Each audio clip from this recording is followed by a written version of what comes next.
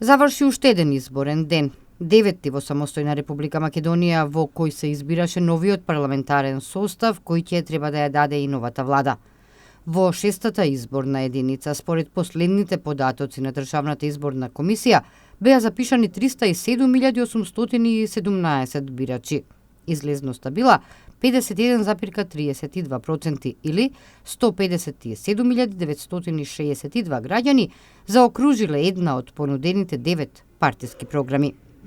Најмногу гласови има добиено Демократската унија за интеграција 40.599, пошто доаѓа коалицијата предводена од ВМРО ДПМНЕ 26.134, СДСМ со 25.828, а БЕСА обезбеди 25.054 гласови, објави Државната изборна комисија. За Алијансата за албанците својот глас го дале 17.916 избирачи, за ДПА гласале 16.225.